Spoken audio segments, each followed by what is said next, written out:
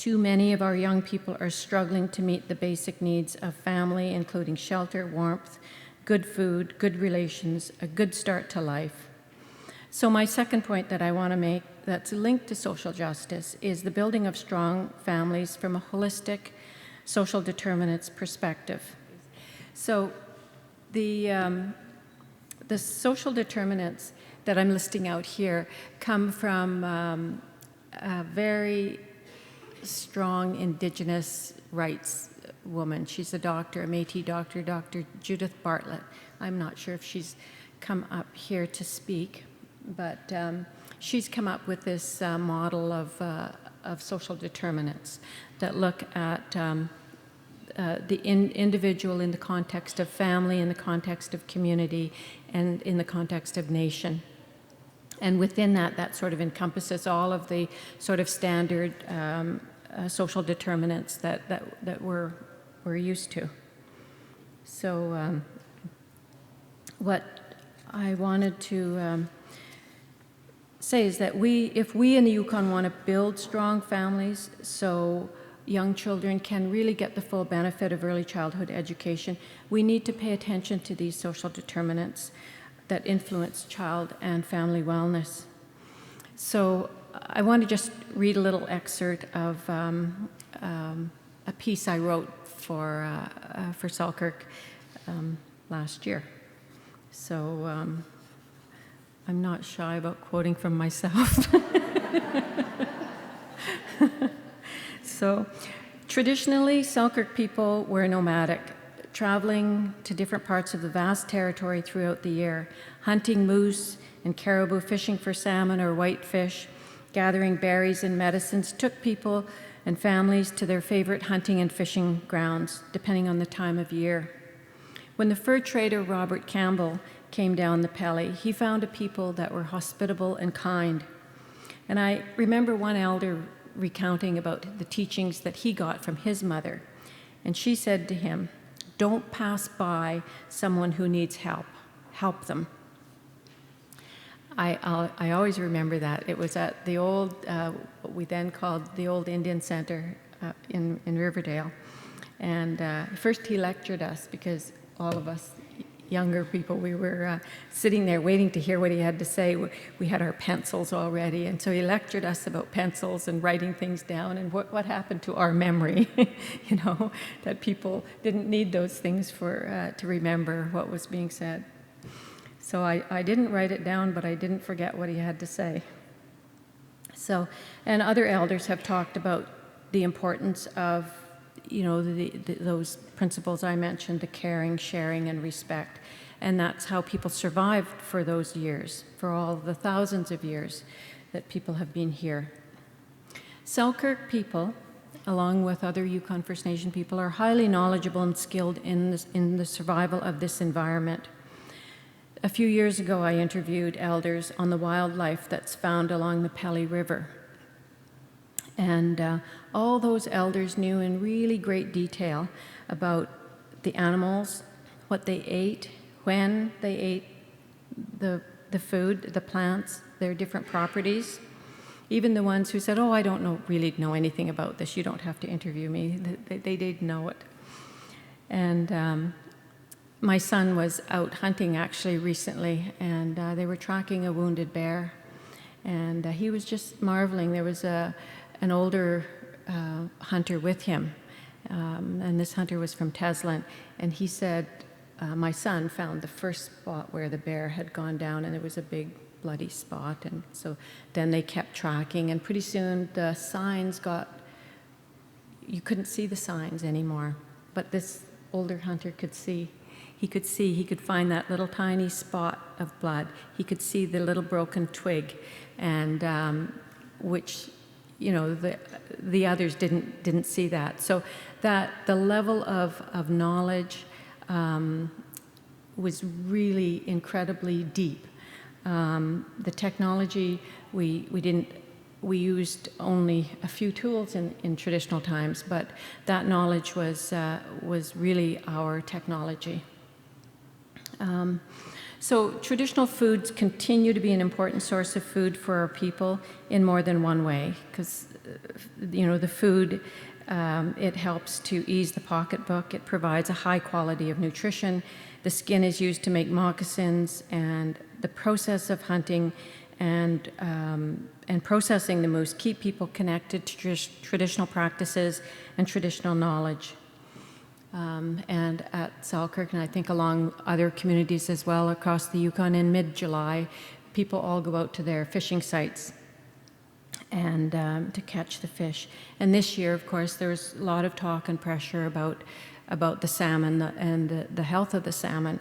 And so people were being asked not to fish. They wanted the female fish to go up first. And this is not only a loss of good food, and it limits the cultural activity of running a camp, but it also limits those really important opportunities of building the strong family relationships. So, and we have a lot of young people who are fairly comfortable being out on the land. In fact, these young people do very well out there. It's a different story once they're back in the community. Not for all of them, but for some. And Pelly reflects the similar health conditions as other Indigenous people across Canada. Most of the adverse health conditions find their roots in our colonial history in Canada. Despite the fact that Pelly Crossing is so very far away from the decisions, the government policy and laws, we were still very heavily impacted. Laws that resulted in lost land and resources, that didn't recognize and respect that we had our own laws and systems in place. Fort Selkirk was a gathering place, a traditional gathering place for Selkirk people, along with other people, both from the coast and from other parts of the Yukon. And when people settled in Fort Selkirk, not all did, people settled in different places, but became less nomadic. That connection to the land and those fishing spots was still very much intact. People still had the seasonal round. But that activity was further interrupted when people were relocated 20 miles upriver to Minto, and then a few years later, 20 miles to the north to the present-day Pelly Crossing. And one of the reasons was to be able to facilitate the getting of children to residential school. Most of the children were taken either to Carcross or Lower Post, and there were so many stories, certainly sad stories, but there's also stories of resilience. There's stories of these three brothers that ran away from Carcross, and they followed the train track, and they made it all the way to Whitehorse. And they were surviving on their bush skills. They slept in the rough, and they managed to find enough food to eat. And but they were rounded up. Once they were found in Whitehorse, I guess they just couldn't get through the town without being recognized, these little boys. They were picked up and taken back to the residential school, and they faced certain punishment. The loneliness is still deeply etched in the psyche of the school survivors. And the history of Pelly Residential School is easily the most destructible force that continues to claim the lives and health of people. And the traditional economy of trapping and hunting, it still continues in the community. It was never replaced by a viable economy, and poverty is a way of life. There's a number of people in the community, of course, who have full-time jobs. Most of it's related to the running of the First Nation.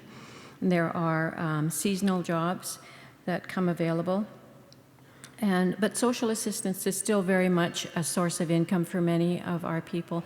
And I'm not sure if it's this case in other communities, but many of the children who are, this is where early childhood comes in, are coming in not prepared, not school ready in kindergarten, and they leave school at grade 12, also not ready to go on to other university. They've gone, for example, to Yukon College and found it really challenging and end up coming back to the community with very little opportunities there. And so these are often the young parents that are struggling. So,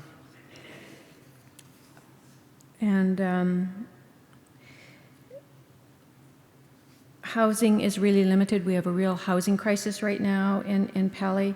And there are food security is an issue. We have a local store that has, their food is overpriced and overprocessed, and lots and lots of junk food available to you if you want it. Alcohol became a way of coping with the fallout of residential school. It was a way of coping and dulling the pain, and we know now from a lot of the research that's been done around women and drinking, and there's a sort of a trilogy of trauma, mental health, and addictions. So the alcohol has a role to play, and until we begin to address these other issues, then that's the thing that helps people to cope. But sadly, alcohol, as we all know, has its own painful memories, as alcohol-related trauma and poor health take a heavy toll. So residential school has had a profound effect on relationships.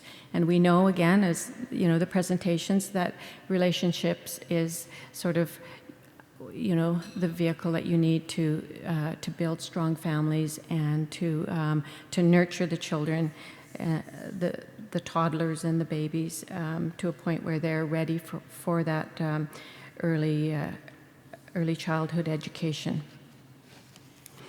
In spite of all of this upheaval, families are still managing to go out on the land, and you will still find that wellspring of kindness and caring that Campbell wrote about all those many years ago. So if there's a crisis that happens in the community, people come together, and there's a real sense of strong connection and caring and community mindedness. When there's a death in the community, there's usually a funeral potlatch, and it's carried out under the strict guidance of elders. We've had a lot of work done on our laws, which are called Doli, and every May there's a May gathering, and the Tushone people come together from Mayo, Carmacks, and Pelly, and it's a week of incredible festivities and traditional knowledge and dancing and competitions and wolf calls and bird calls and moose calls and all kinds of wonderful things, and dancing. And I went a couple of years ago, and people that you wouldn't expect to get up and dance were dancing away, and it's just a really good time. So we have some of these resources that have been developed, and they're really valuable in strengthening and remembering who we are and doing things in the proper way. Like, for example, in a potlatch, there's roles and responsibilities. We have two clans. We have the wolf and the crow, and so there's very strict rules on what each clan has to do for this potlatch. And at the end, when the workers are being paid, they have to dance. They have to dance up and get their pay. And recently, a year or so ago, there was this group of 3 or 4 little girls, and they danced the whole night. They were just out there dancing. So they helped whoever it was that was coming up to get their pay. They helped them dance, and they just had a great time. But this is a really healing process for family.